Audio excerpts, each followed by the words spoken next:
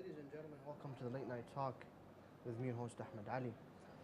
Tonight is one of the saddest nights throughout the year. And for those who have lost a loved one, the most difficult times and the saddest times is the last moments you get to spend with your loved ones. And for those who have lost their loved ones or has been there for their loved ones in the last moments, remember that on this night, it was the last night that Zainab had to spend with her brothers.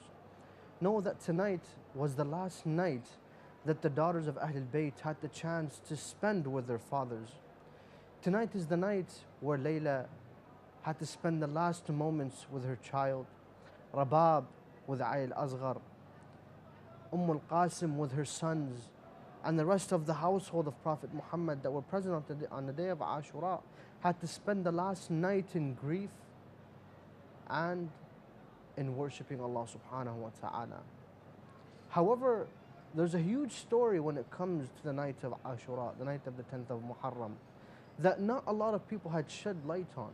This is why we are joined with our very special guest, Sheikh Abbas Panju, joined us once again and tonight to talk about the events and the historical events that happened on the night of the 10th. Sheikh, assalamu alaikum. عظم الله أجوركم. Allah yakhalikum, inshallah.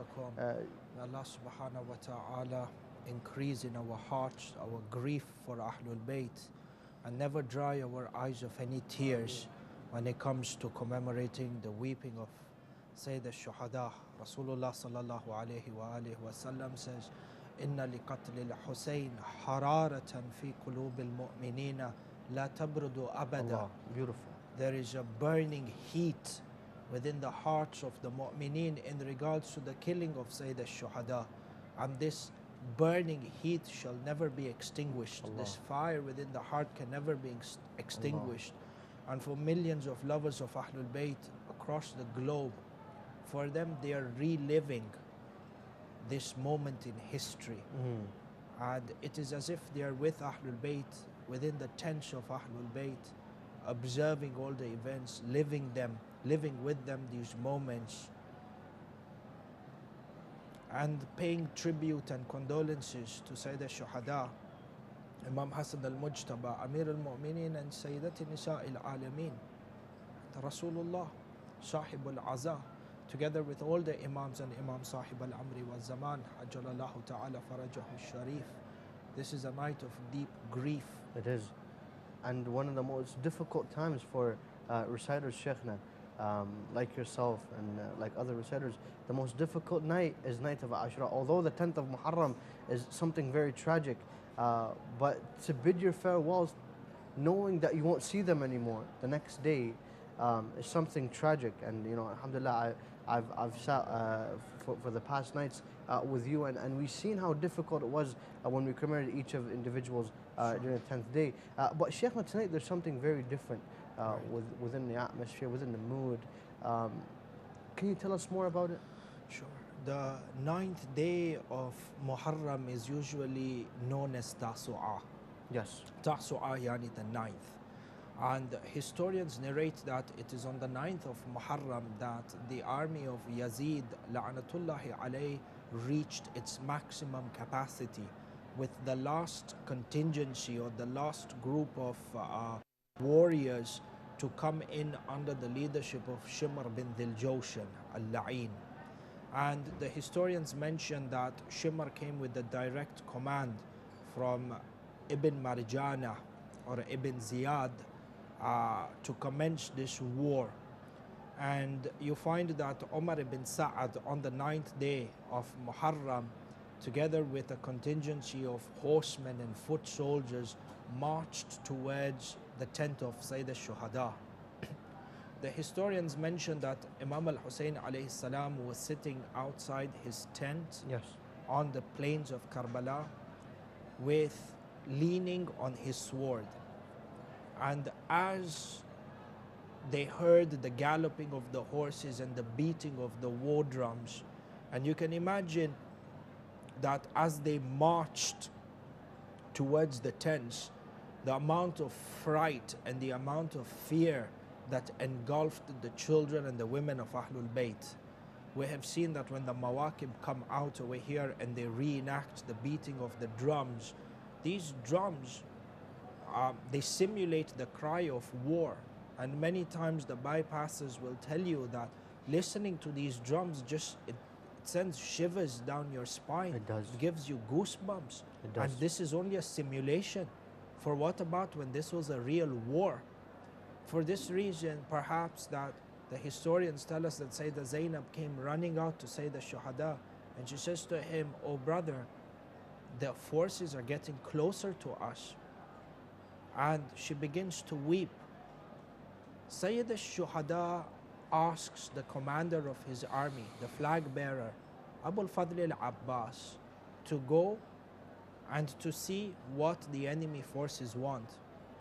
And the historians mention that Abu al-Fadl went out accompanied with 20 horsemen. From these 20, there was the likes of Habib ibn Madahir. Wow.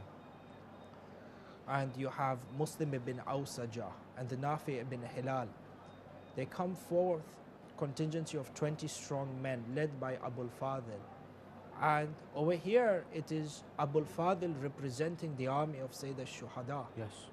He comes forward and he asks Umar ibn Sa'ad, what is it that drives them towards the tent of Imam al-Hussein? And the Umar ibn Sa'ad cries out to him and he says that you have two options in front of you. And this is the direct command or the directive from the Wali Ibn Ziyad. Umar ibn Sa'ad says to Abu al-Fadl, tell Hussein that he has two options. Either he submits to the rulership of Yazid, the authority of Yazid, willingly, or number two, we shall engage you in war until you forcefully submit. And if you don't, the only option in front of you is death. Now you find over here that the answer of Abu al-Fadl should have been cut clear.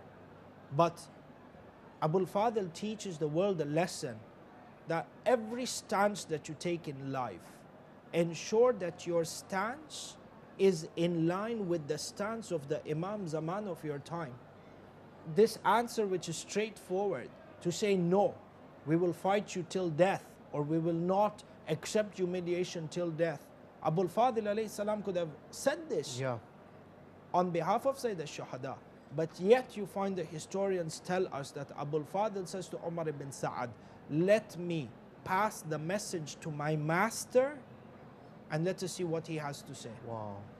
Yani, even an answer, even though he knows the answer, even though the issue being yani, straightforward and simple, what you and I would say, even in the most minor things, you find that Abu al-Fadl doesn't speak out of his own will. He consults and takes directives from the Imam Zaman of his time for each and every small thing. Bain al-Qawsayn, between brackets, this is a lesson for you and I. It is. That everything that we do in our lives, we got to ensure we go back to the Hadith Ahlul Bayt, we go back to the directives of our Maraj al-Taqleed.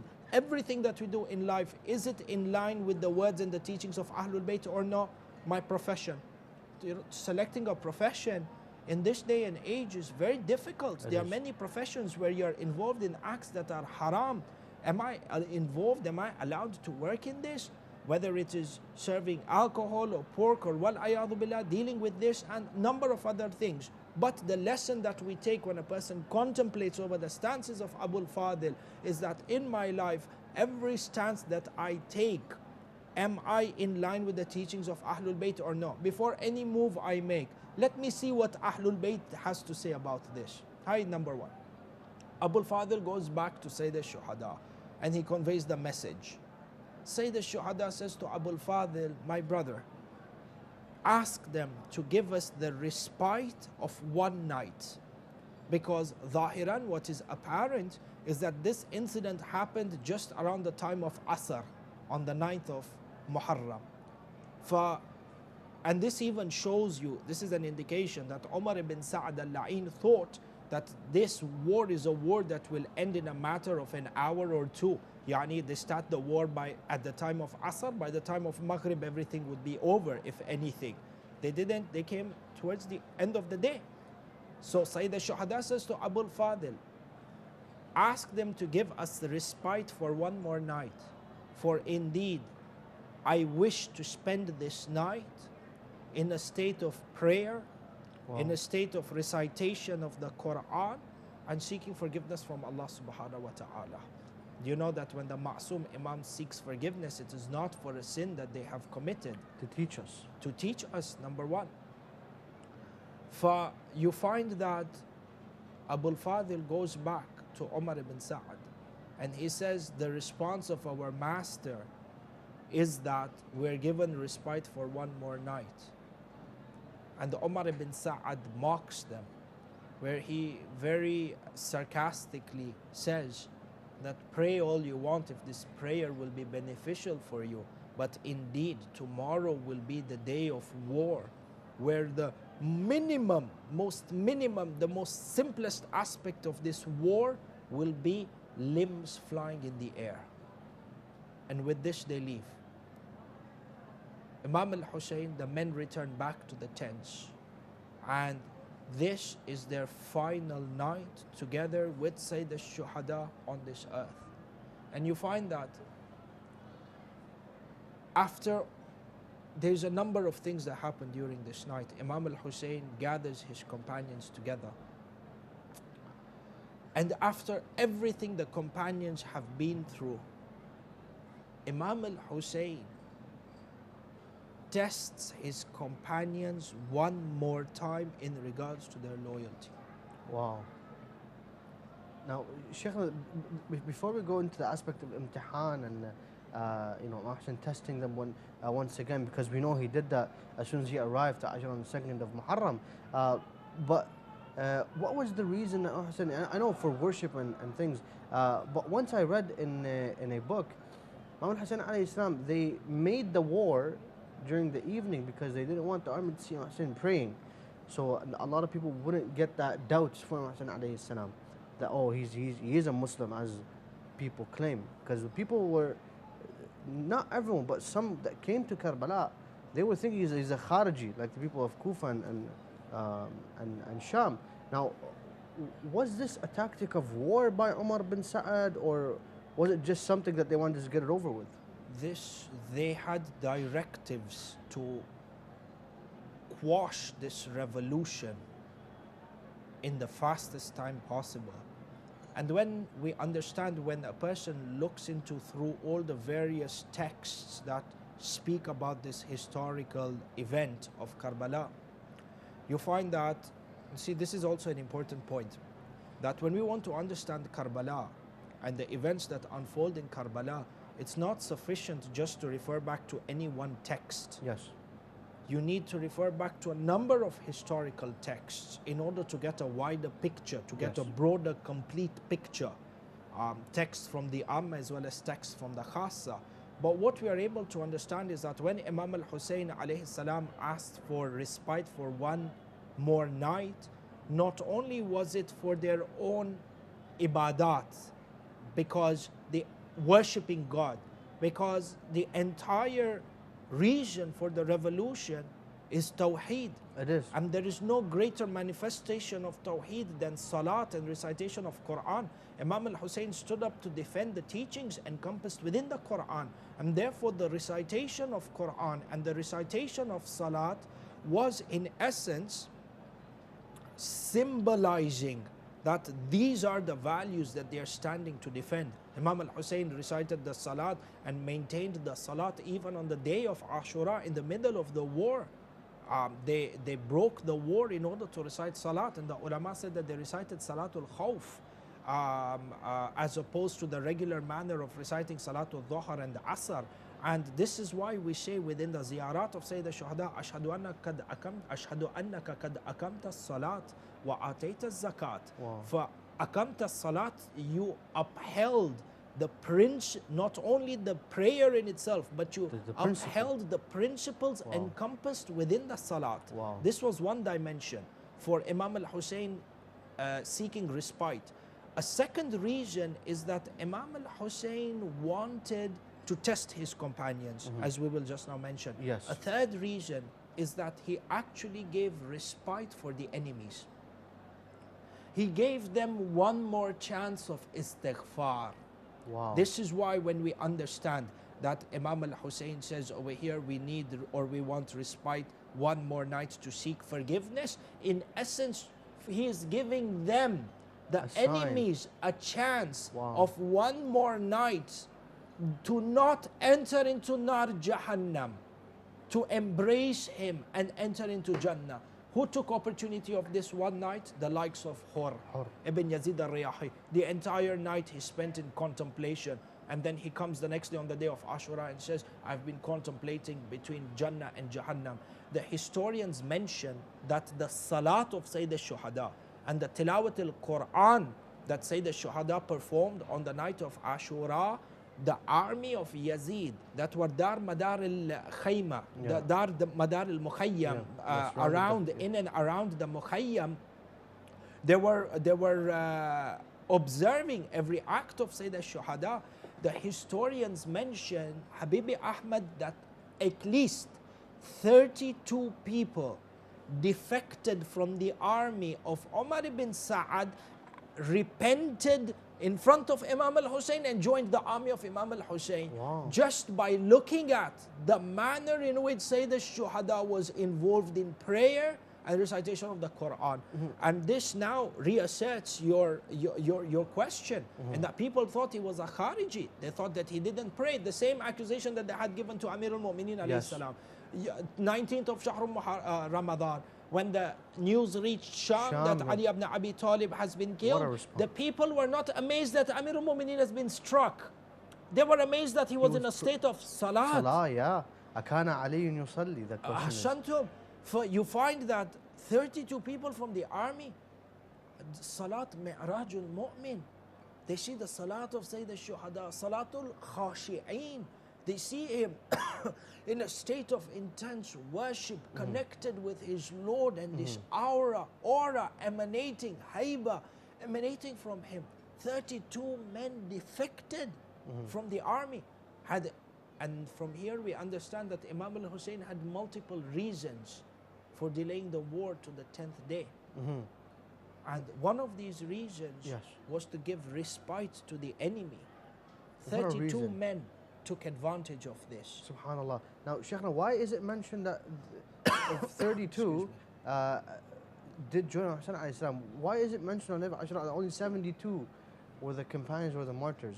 The common reference of 72... Was that the ones that remained from the thousands? Ahsantum, those 72 men who were loyal companions with Imam al-Hussein throughout. Includes the likes of Habib ibn Madahir, even though Habib ibn Madahir and Muslim ibn Awsaja reached Karbala later on. They were not with Imam al-Hussein from the first day or from the second of Muharram. They came later on. But because their allegiance was known to be with Imam al-Hussein from the beginning, Yani 72 is an expression of those loyal companions who were with Imam al-Hussein from the beginning. The other numbers that you have, that then brings the total number of martyred people in the camps of Imam al-Hussein just to be a little bit over 100.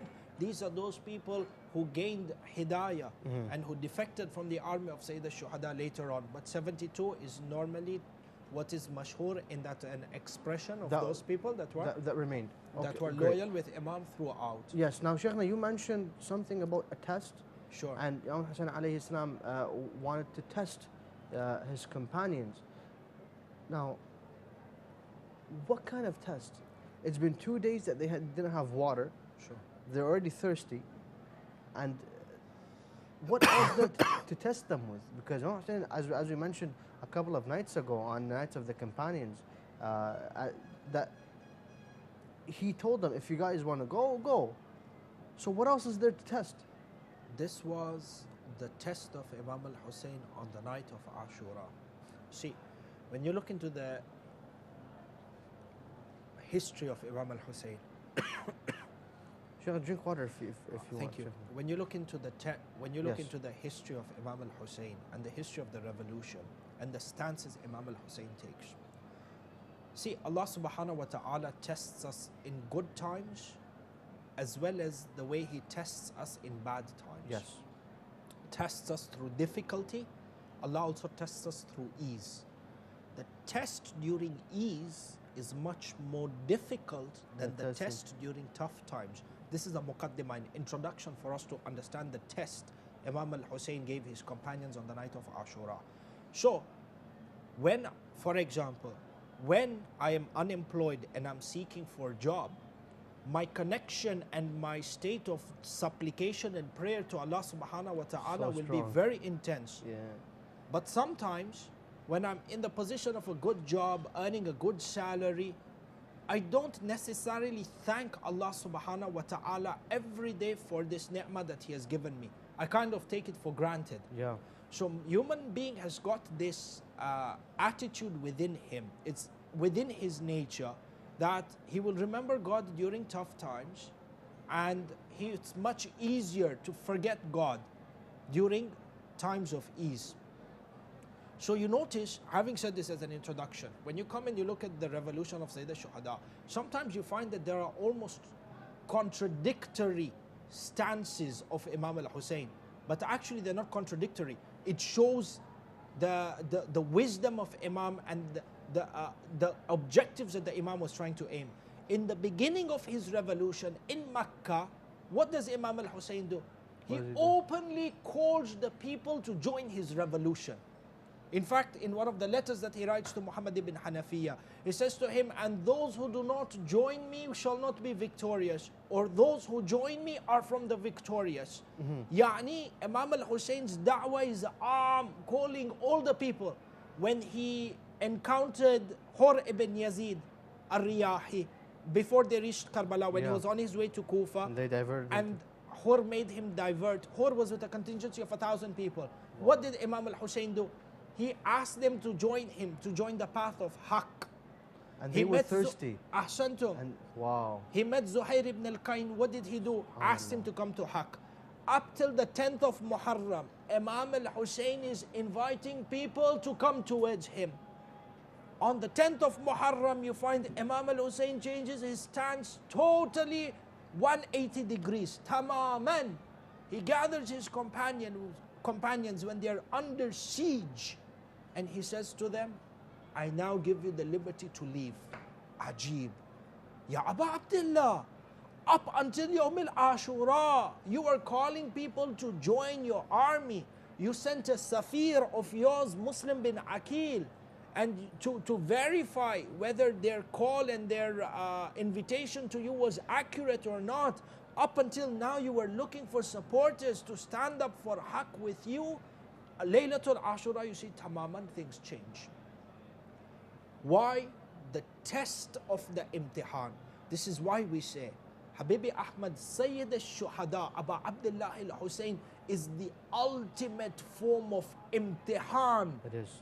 From Allah subhanahu wa ta'ala towards us. Absolutely. Yani we are tested by Allah through Imam al-Hussein. Absolutely. From the beginning of the revolution up till the 9th of Muharram, the imtihan of the people was to respond to the call of Imam al-Hussein. Up until today? And this call is, the call of Imam al-Hussein resonates till today. How? This call of Imam al-Hussein. Hal min nasirin yansur. Now, the doors to responding to the call of Imam Hussein is open till today, in the sense that even if we were not there to sacrifice our lives with Imam al-Hussein, our duty today is to respond to the revolution of Imam al-Hussein. Till today, because this revolution is a litmus test between Haqq and Batil, it becomes our duty to revive the dhikr of Sayyid al-Shuhada and portray this litmus test to differentiate between Haqq and Batil for the rest of the people around us today. Yes. This revolution, the values for which Imam al-Hussein stood for, it becomes our duty to shed light and to educate people on this. And this is why media is such an important platform in order to distinguish Haqq from Batil for the people. Today the people, the wider world, and we said this a couple of nights back, the wider people, the only form of Islam that they are exposed to is the Islam of Bani Umayyah, the Islam of Bani Abbas, the Islam of Bani Saqifa. And it becomes our responsibility to show them the Islam of Ahlul Bayt. Of course. That the true holders and the true trustees of the religion were those who were persecuted and oppressed from the beginning of history. This is responding to the call of Sayyid al-Shuhada, ensuring that his dhikr is not obliterated. And this is what Bani Umayyah wanted. Yeah. Yani, think about this. Why did they trample on the body of Imam al-Hussein? They killed him. They beheaded him. But why trample on this body? He's killed. This was to symbolize, by trampling the body. What happens when you trample a body? وَلَا حَوْلَ وَلَا قُوَّةَ إِلَّا بِاللَّهِ. When the body is trampled, the idea is to break every bone in the body, to shred every inch of flesh in the body, such that no traces of this body remains, in that it is crushed and mixed with the sands and its blood. They didn't even want any trace of the body of Abu Abdullah, to symbolize that your dhikr, your remembrance, your presence, we want to obliterate anything and everything to do with it. Which is why Sayyidah Zainab said to Imam al-Sajjad, as we mentioned a few nights back, now you see, you start to connect the dots.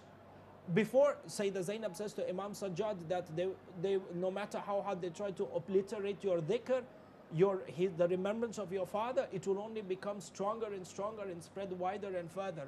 Before this, you find Muawiyah, when he heard during the adhan, the muaddin says, Ashhadu anna Muhammadan Rasulullah, Allahumma salli ala Muhammad wa ala Muhammad, and he says, I wish I was able to obliterate the name of Muhammad. Wow. From the adhan. Dafnan dafna, if only I could bury his dhikr altogether. Why did they destroy the shrines of Abu al-Fadil and Sayyid al-Shuhada? To obliterate their memory altogether. And this is our test and our imtihan. This is our way of responding to the call of Sayyid al-Shuhada. There are 1,001 voices that want to obliterate the reality of the event of Karbala.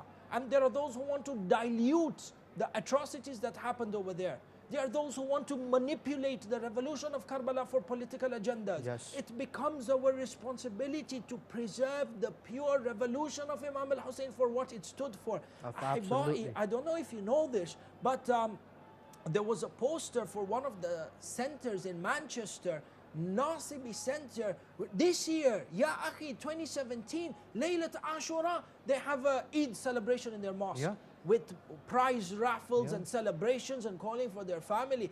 In the 21st century, you have people who have taken Laylatul Ashura to be a night of Eid. Yeah. And yesterday, they stabbed a Shia person in Birmingham. Ahsantum, in Birmingham, in one of the Shia Husseinias, and funnily the name is known, the center is known as Husseiniya. Now we know this center, and we know the people who go there, non-violent people. Yet you find what is up till now, whether how much this is true and the speculation surrounding this, Allahu alam, but up till now, it seems that what is zahiran, what is apparent, it is one of the Wahhabis who managed to get through the security and stab this boy.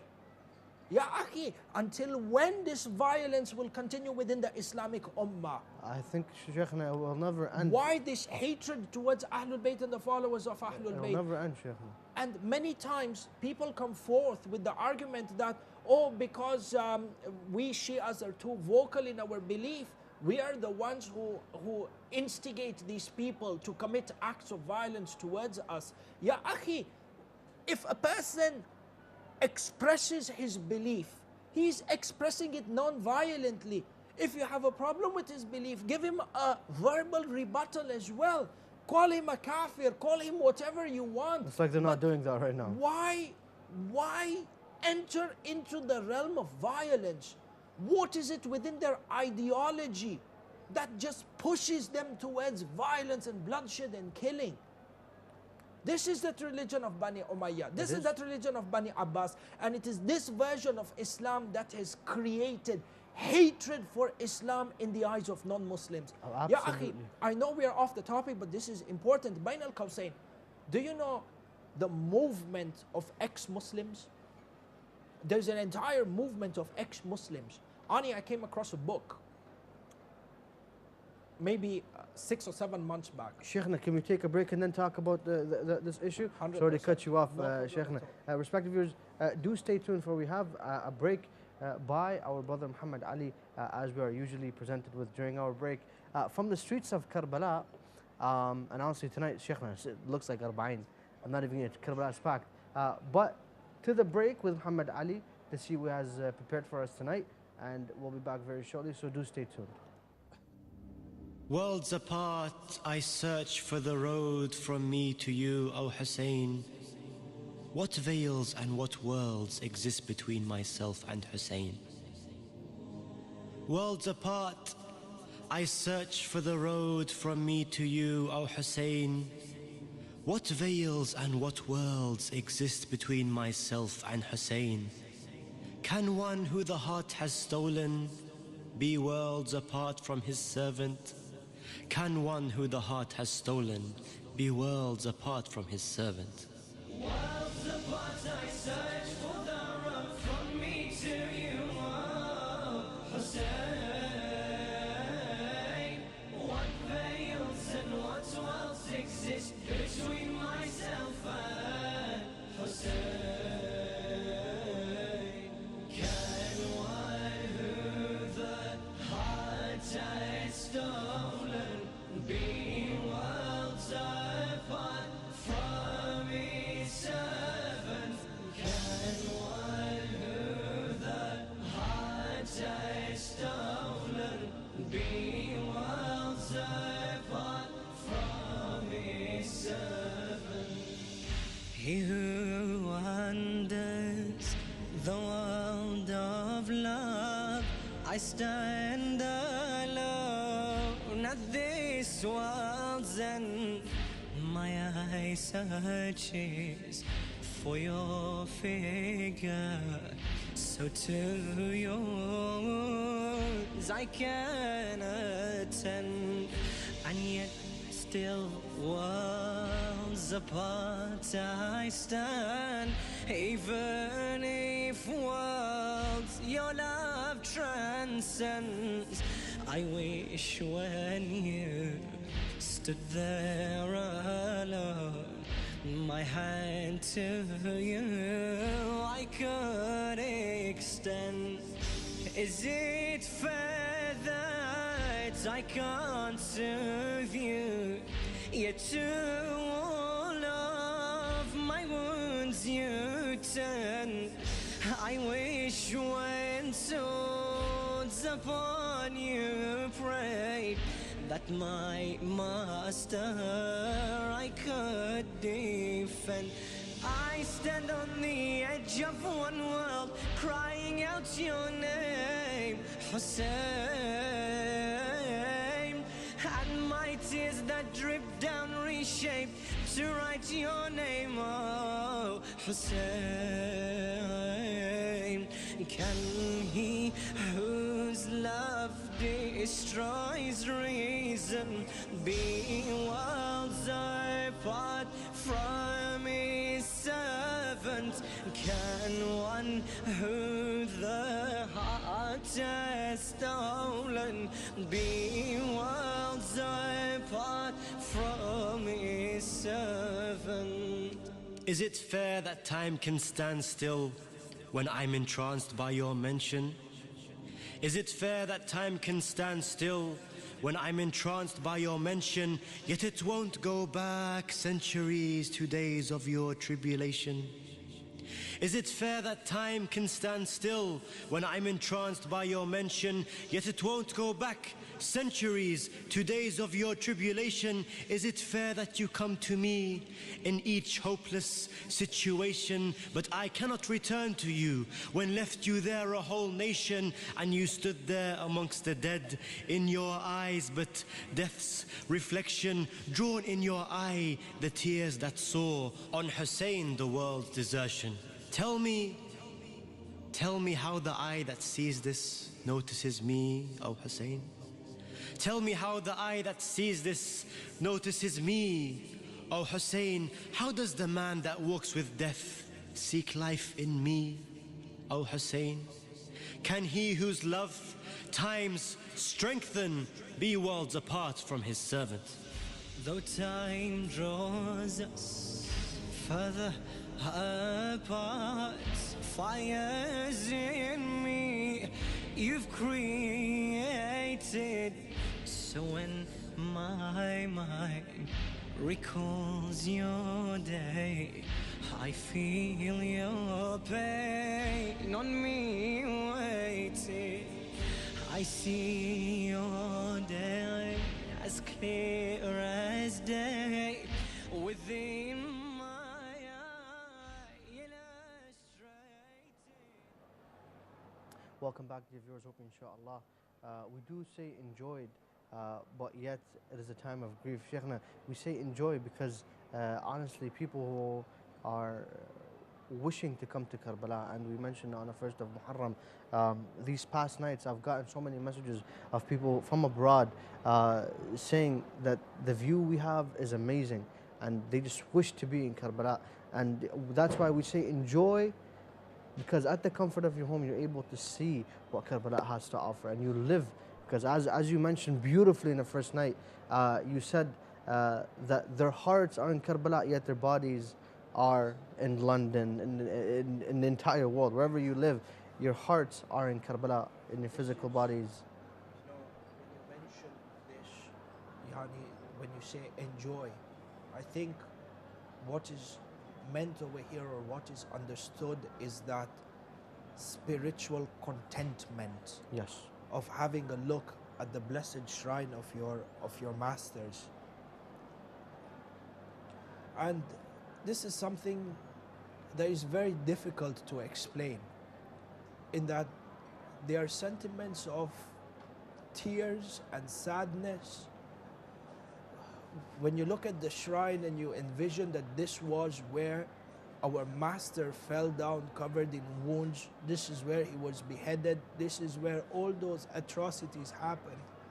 But at the same time, when you stand at that shrine,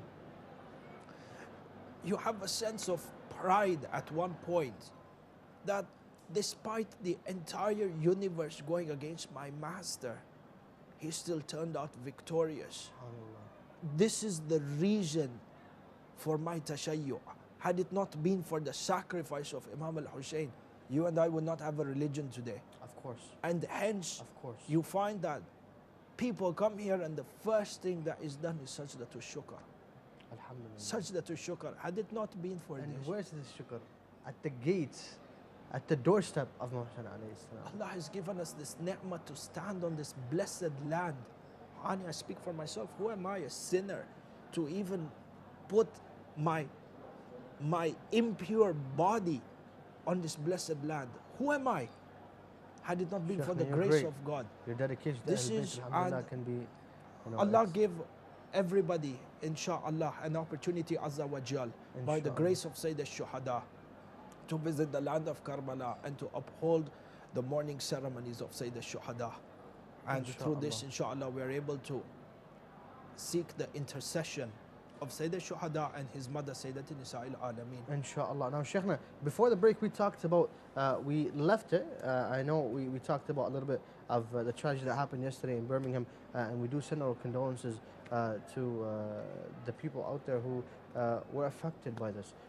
Hopefully, we can, overcome such ignorance. And we also talked about how Imam Hussein alayhi salam, and surprising to see, up until the 8th or up until Muharram, Imam Hussein was calling everybody to come to Karbala.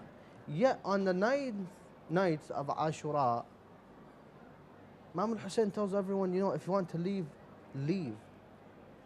And we said this is a test for them. Sure. Now, what kind of test is that, Sheikh? Absolutely.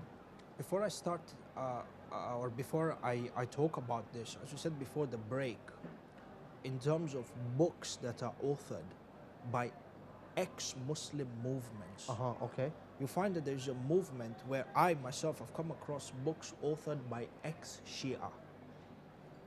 Ex-Shia, Wow. ex-Sunnah, who have now gone on to become atheists. I've met a few. Why?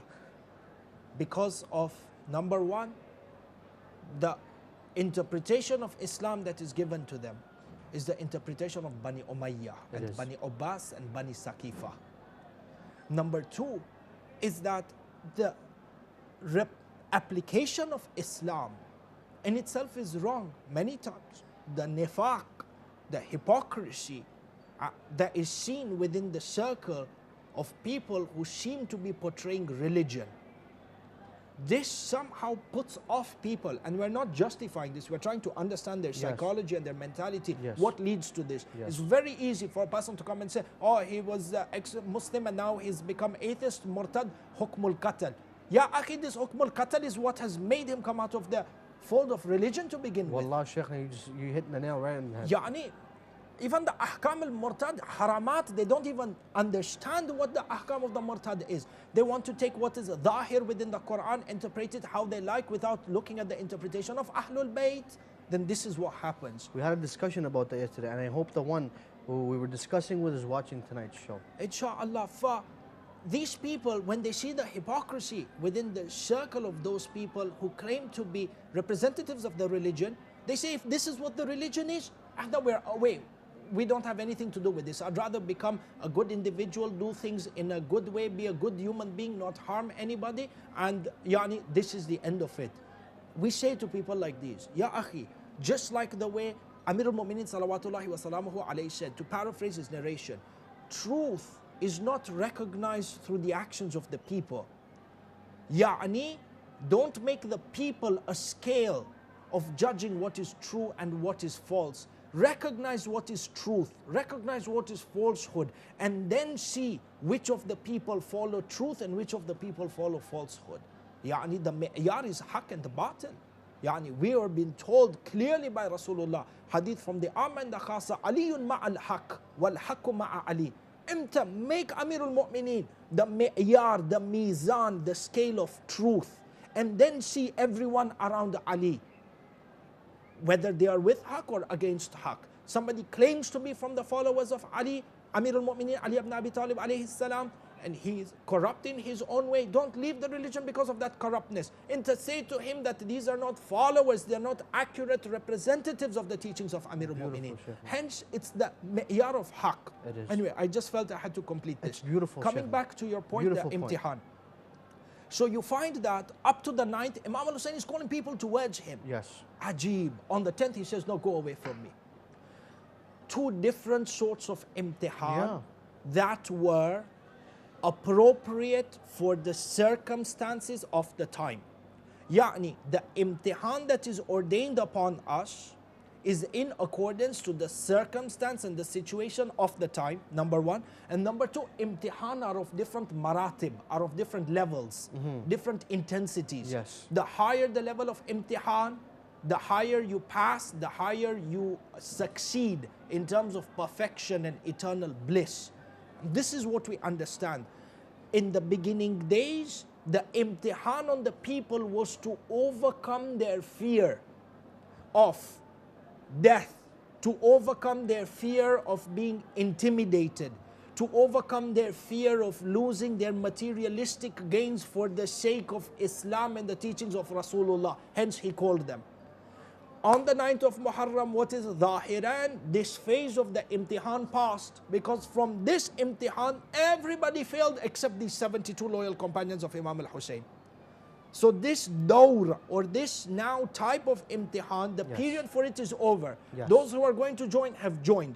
Those who have refused to join have refused to join. Zahiran, ammatan, yani we're speaking at an apparent and at an am level. On the night of Ashura, now these 72 people who have passed the first test, you can say, Imam al-Hussein puts them forward for a second test, which is a higher martaba, higher level now, higher intensity. And through this imtihan, Imam al-Hussein wants to show us the superiority and the quality of the companions that he had.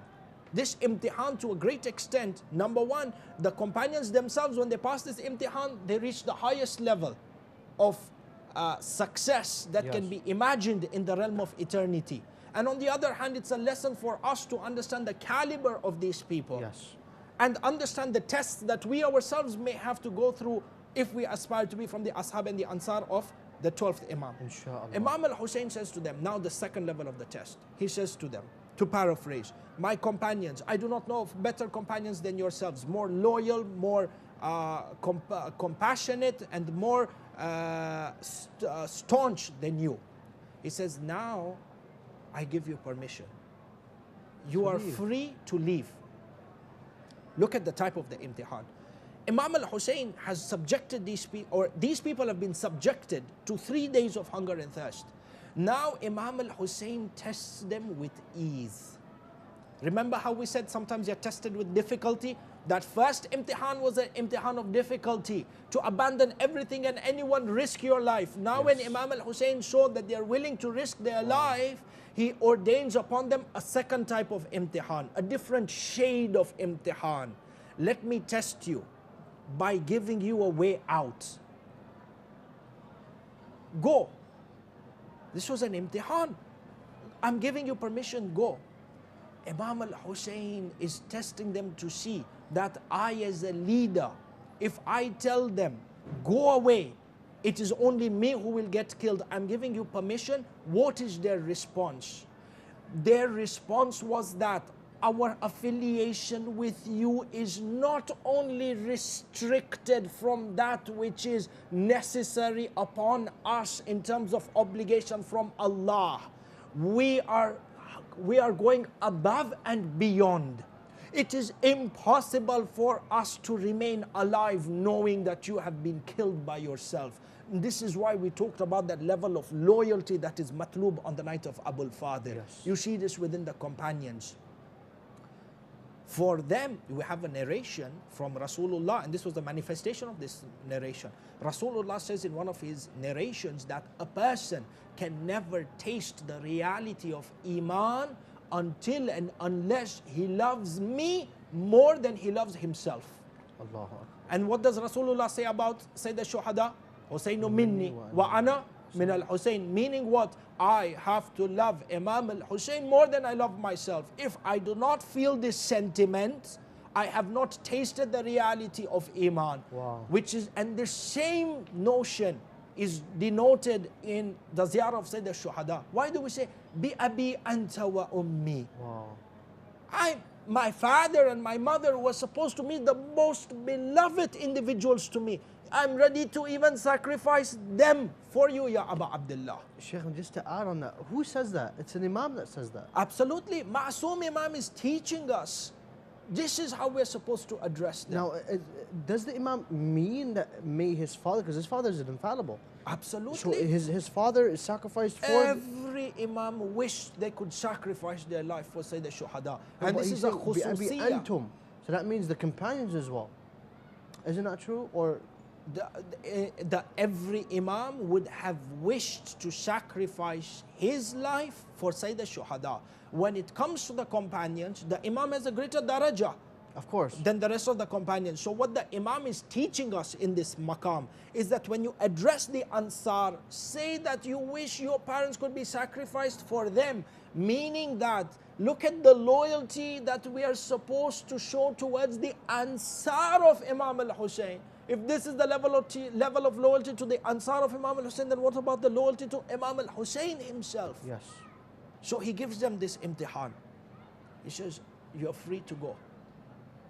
Imtihan. They would not have been thrown into into Jahannam, afwan, if they would have left. They would not have been thrown into Jahannam. But ya akhi, they The were not rank. looking for coming out of Jahannam and being happy with the lowest level of Jannah. Ya akhi, they were looking for proximity with Rasulullah Yes. in Jannah. And look at the response. You have that from one of them, Sa'id ibn Abdullah al-Hanafi. He says to Imam al-Hussein, if I was to be killed, and then I was to be resurrected, and then I was to be burnt alive, and then my ashes to be scattered over the earth, if this was to be done to me 70 times, I would still not leave my companionship with you. I Wow. would never separate myself from you. Wow. Imtihan. Above and beyond. This is on one hand. On the other hand, it's a wisdom. There's a hikmah. Imam al-Hussein is even showing us, as a ma'soom Imam, this revolution was so pure. Nobody down in history can say that Imam al-Hussein forced his companions into martyrdom. Every other person who has taken the position of Khilafah or claimed the position of Imamah has coerced the masses into submission. They have coerced them into participating into wars. Yeah. Imam al-Hussein stood up, and through this, from one hand it's an imtihan, from the other hand he is showing the ma'arif of Islam. If there is a manifestation of the teachings or the verse of the Quran, la ikraha fid deen, then Imam al-Hussein is the representative of this.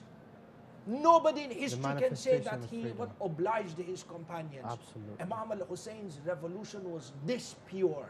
They were not even coerced. They willingly came in. When Imam al-Hussein sees that this is the ultimate imtihan from all the imtihanat that they have been through, he graces them and he honors them. He does. With the karama, yani by lifting the veils of the ghaib. And all this is happening on a night like this. He lifts the veils of the ghaib. And it is as if we can imagine this being not too far away from the Mukhayyam, that Imam al-Hussein is seated with his companions. He points towards the skies and the veils of the unseen are removed, and Imam al-Hussein shows his companions their positions in Jannah. At a very materialistic level, you could say that this miracle Imam al-Hussein performed in order to boost the morale of his companions on the day of Ashura. If you look at it from the very, very materialistic sense, they didn't need for their morale to be boosted. But Imam al-Hussein shows them their position in Jannah, which is why you find 72 men. Each and every one was a cavalry. Each and every one of them was an army on his own. You know, on the day of Ashura, they tried to attack the left wing. The format of Imam al-Hussein, the army was formatted into 3 ranks. They had the center flank by Abu al-Fadil, then they had the right flank and the left flank. In charge of it, there was Habib ibn Madahir and another one of the companions of Imam al-Hussein. Yani, if you were to say 72 men divided into 3, you know, you say on each side there's about 24, 25 odd men, for example, in each flank. The left flank, Umar ibn Sa'ad tried to attack it with a cavalry of 500 men. 25 men held him back. This ferocity within the battlefield, this courage, it came from where? It came from that ma'nawi boost that Sayyid al-Shuhada gave his companions by showing them the ultimate position in the paradises of Allah subhanahu wa ta'ala. Beautiful. All this happening on a night like this. It is. And then when we refer to, as you're famous enough for the maqatil reciting it, on day of Ashura, when each of the companions was struck and was about to die, when he was looking up to the sky, he was smiling. And when he was asked why, Muslim bin Awsaja asked, I believe, Hayur Mudahir, why are you smiling? And he said, I see my rank in heaven right now. I can see myself in heaven. So subhanAllah. But Shaykhna, on this night, we look at various events that happened. I know you mentioned that Imam Hussein told them to leave, but physical events, what happened? I mean, was it only in the tents? Did the Imam only give them speeches? And if we can make it short before the break, and then we continue after the break as well. It is also narrated that the companions spent this night preparing their weapons and sharpening their swords, getting ready for the ultimate day of sacrifice. And you find that even to a great extent, the mutabbirin, they try to relive these moments in terms of preparing themselves for the next day. The historians also tell us that out of war strategy, Imam al-Hussein alayhi salam commanded his companions to dig a trench, a khandak, behind the tents of the women. Why? So they wouldn't... The idea for this was that Imam al-Hussein, again, strategist for war. This is Imam al-Hussein, the son of Haydar al-Karrar, seasoned warrior. And Imam al-Hussein was experienced in war. He was one of the commanders of one of the the wings of Amir al-Mu'mineen in the battle of Jamal and in the battle of Siffin. Wow. So therefore, what Sayyid al-Shuhada did is that he defined the parameters of the battleground,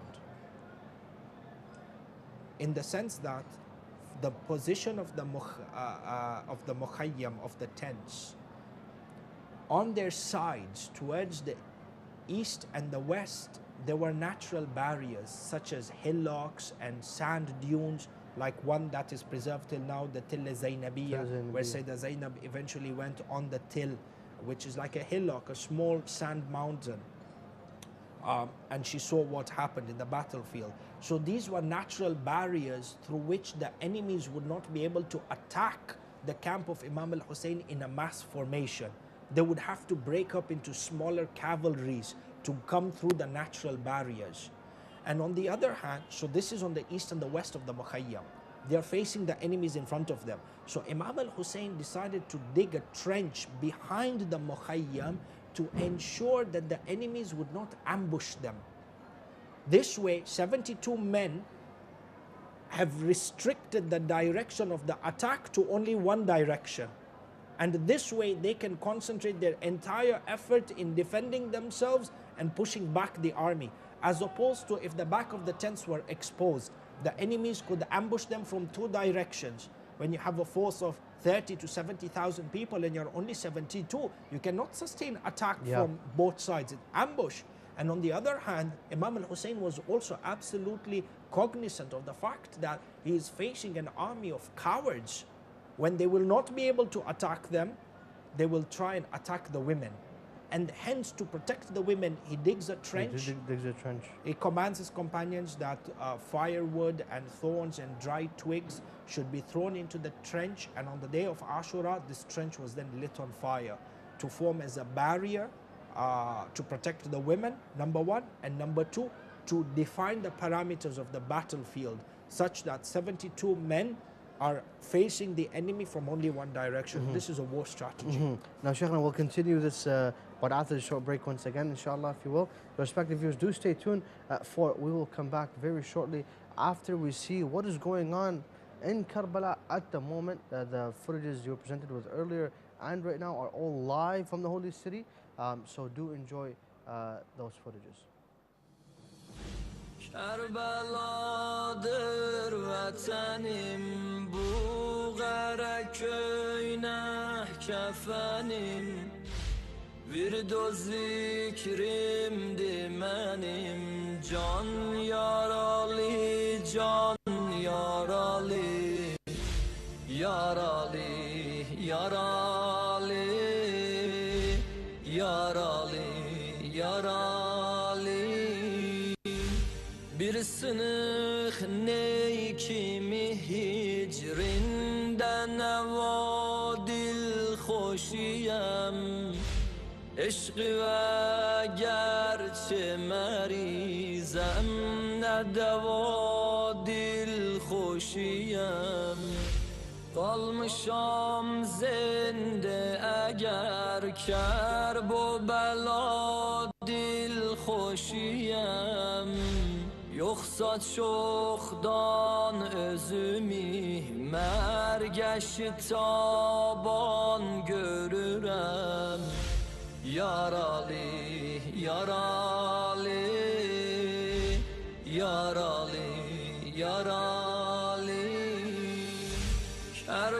Kerbeladır vətənim, bu qara köynək kəfənim, virdo zikrimdir mənim, can yaralı, can yaralı. Yaralı, yaralı, yaralı, yaralı. Mein Wohlgefühl besnudu, du gibst mir meine Ruhe. Ich will zu dir, o Hussein, öffne deine Tür auch für mich, o Verletzter, o فرستاد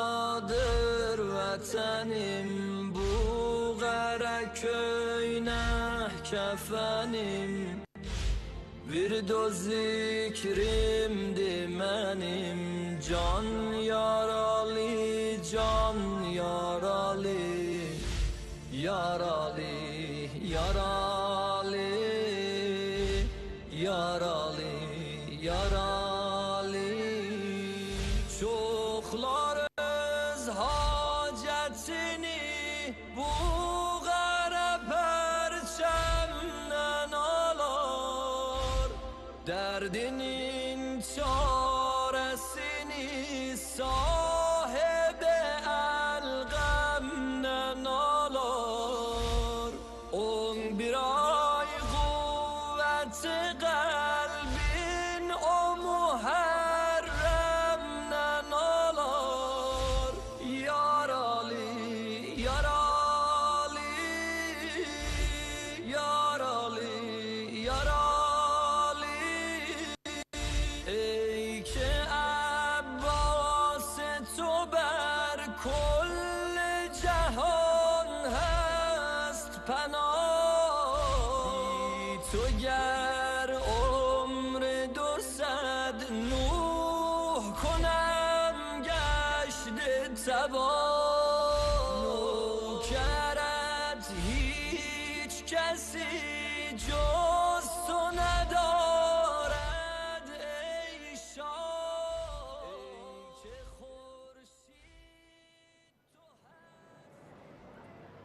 Welcome back, dear viewers.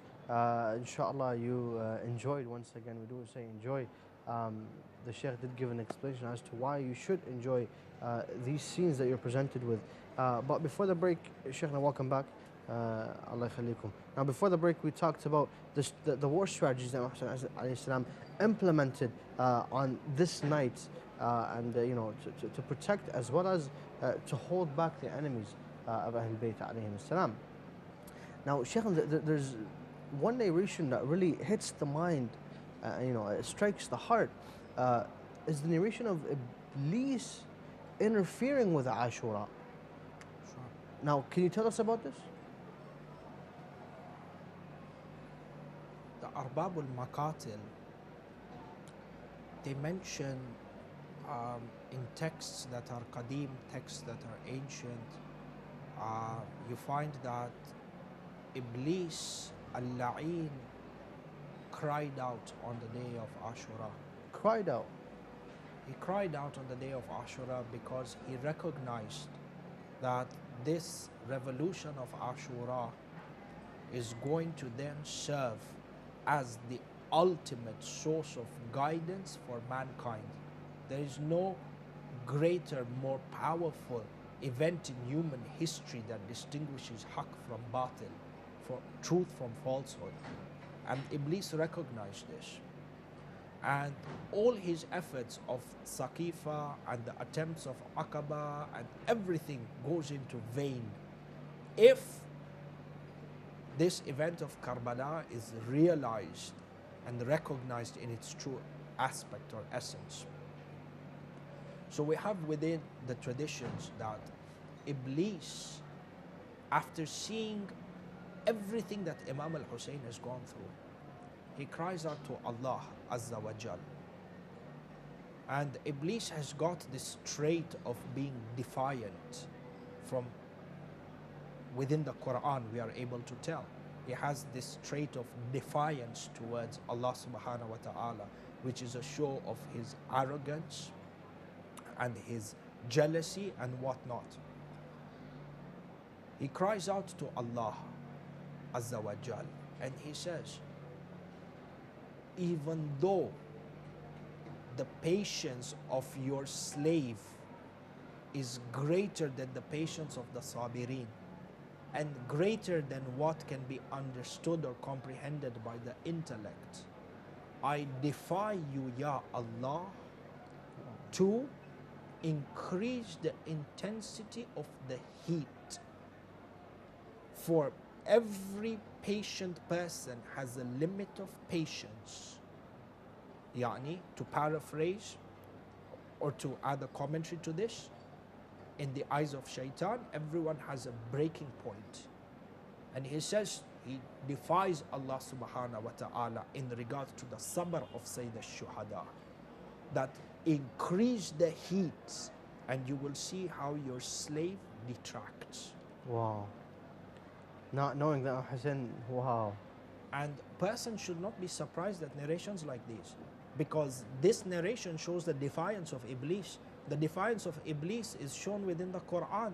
When he was repelled from heaven, he goes to Allah subhanahu wa ta'ala, he challenges Allah, he becomes defiant. He says, "Oh Allah, increase my life till the end of time. And with that, I will deceive everyone from the human beings, everyone from the children of Adam, from mankind. I will deceive them.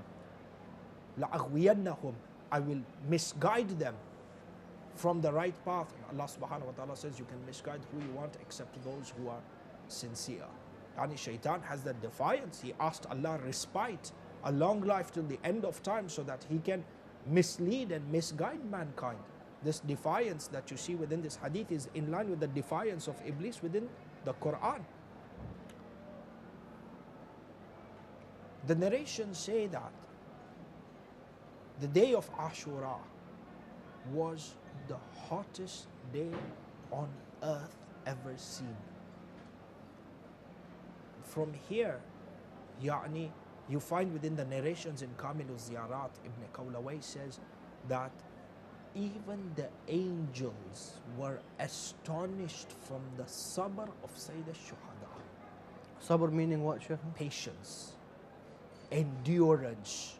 Having seen your family members and your friends executed in front of you, your child, 6-month-old infant whose night we're going to commemorate tonight, martyred in front of you, slaughtered in your arms, and the heat is being increased. To watch your children cry from that heat. Today, every father, if their child cries to them, wanting something, the father is not able to give that thing to the child, it breaks the heart of the father and the mother. Imagine Sayyid al-Shuhada, his children asking him for water, how his heart may have been broken, to what extent, and all this for what? In order to ensure that this religion continues and serves as a platform for guidance until the end of time. Now, Sheikhna, لِنُصْرَةِ دِينِكَ, Sayyid al-Shuhada says. yes, there's one narration, Sheikhna, that breaks the heart on this night, as we into the musibah of Ali al-Asghar. One of the daughters of Hussein comes up to him and she cries out to him. She says, "Oh father, aren't you greater than Ismail, the son of Ibrahim?" And he says, "Yes." And she says, if Ismail, a little baby, he hit the ground with his feet and water came out.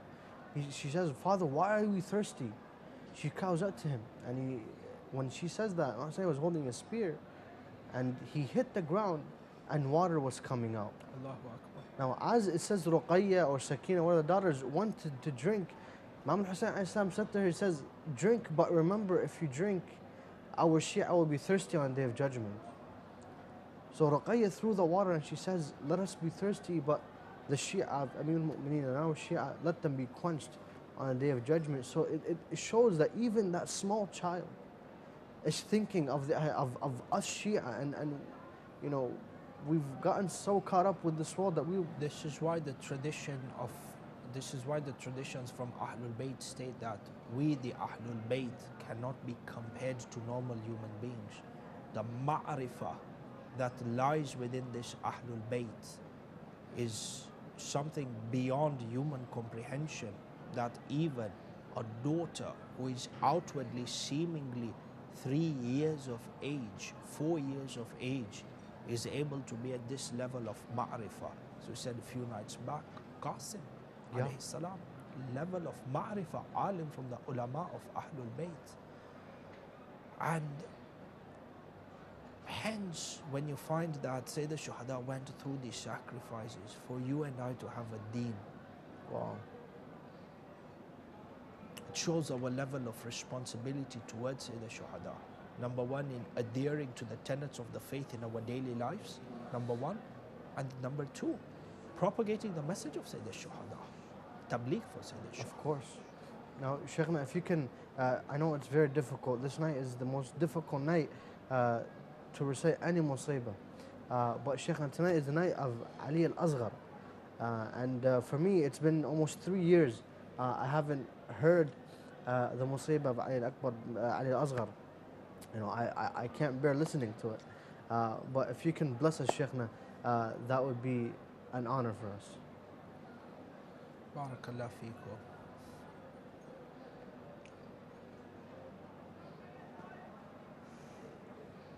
The historians mention that on the day of Ashura, Imam al-Hussein stood on the plains of Karbala and he looked around at all the mutilated bodies of his companions, sometimes looking at them and weeping, sometimes looking at the sky and weeping, sometimes looking at the tents and hearing the wailing of the women and the crying of the children, and he himself is overcome by tears. And he decides to enter into the battlefield. But before this, he goes to bid farewell to the women in the tents. As you know, Sayyid al-Shuhada bid farewell to the women twice on the day of Ashura when he was alone in the Maidan. The first time he goes to bid farewell, he asks Sayyidah Zainab al-Kubra to bring his infant child. Abdullah al-Radi', the infant was a 6-month-old infant. And the Imam al-Hussein asks Sayyidah Zainab to bring his infant such that he may bid him farewell. And in a narration that I came across earlier today, that Imam al-Hussein went into the tent and he said to Zainab alayha salam, Sayyidah Zainab, Usiki bihadar radi'a. Yani, I leave this infant in your care. Where Sayyidah Zainab alayha salam then says to Sayyid al-Shuhada, this infant has not had water for 3 days. In the scorching heat, the milk of his mother has dried up and he has not had a drop of water, milk or food in the last 3 days. Are you able to get some water for him? The narrations say that they brought the infant to Sayyid al-Shuhada. I've heard one of the Maraja say that when Imam al-Hussein held the infant Radi was not crying. Why? Because in order to cry, a child needs to have nutrition and energy. His eyes had sunk into his head due to the intensity of the hunger and thirst.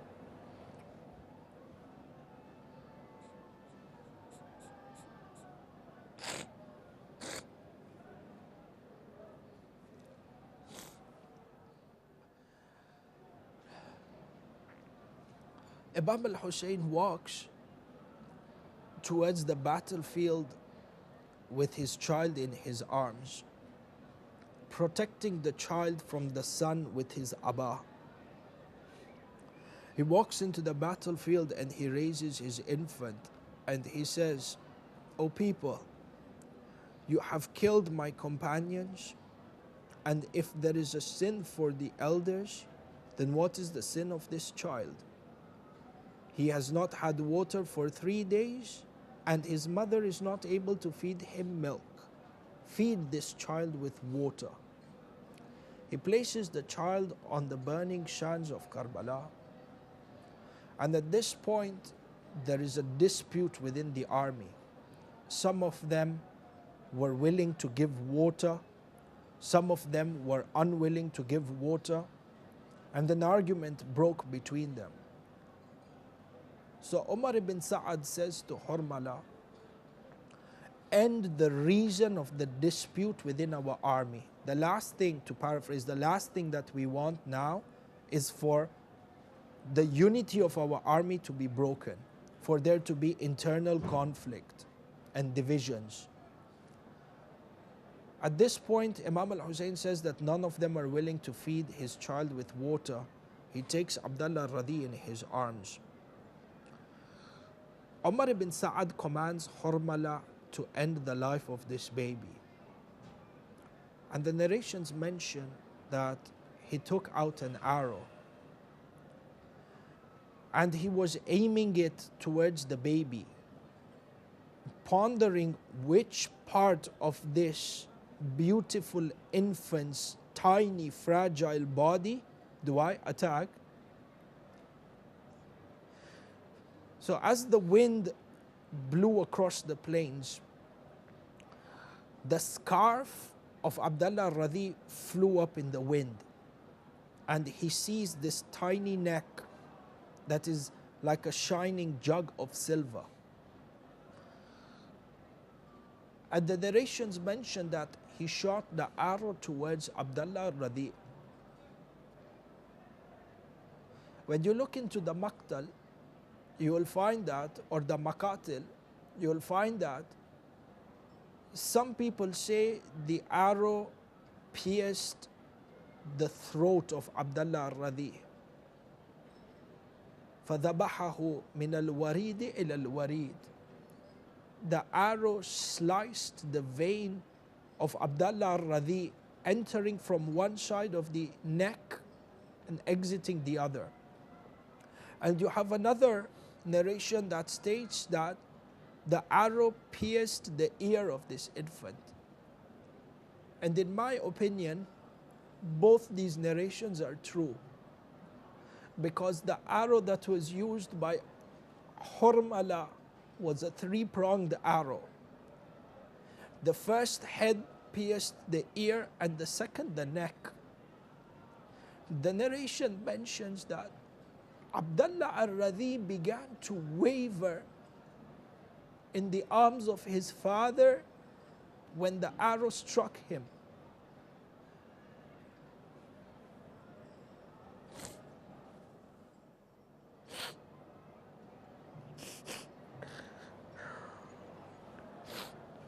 He began to waver in the arms of his father, and as the blood gushed down, Imam al-Hussein puts his hand under the tender neck of this infant, and as the blood fills up in his arms, he wipes it on his face and his beard, and he says, Ya Allah, this is how I'm going to be raised on the day of judgment. He takes the cup of blood, he takes his hand, and his palm is filled with blood for a second time, and he throws this blood up to the skies, saying that the only thing that gives me comfort is the fact that this atrocity is happening under your watch. Imam al-Baqir alayhi salam says not a single drop of blood fell down to the ground. Imam al-Hussein begins to walk back towards the tents. And at this point, while Imam al-Hussein was standing, the narrations mention that a cry came out from the skies. "O Hussein, leave him, let him go, for indeed there is a nurse for him in Jannah." Imam al-Hussein very painfully walks towards the tent. And I don't know in what manner Sayyida Rabab, he would have gone back to the tent to return the baby to the mother Rabab. Which is why in one of the maqatil it states that when Sayyida Shuhada came back and Sayyida Zainab sees what has happened, she took the baby and she began to weep. She took the baby away from the tent. And I believe over here that Sayyida Zainab did this to protect Sayyida Rabab, because had Rabab seen her infant baby's neck being slashed, the mother would have died of grief.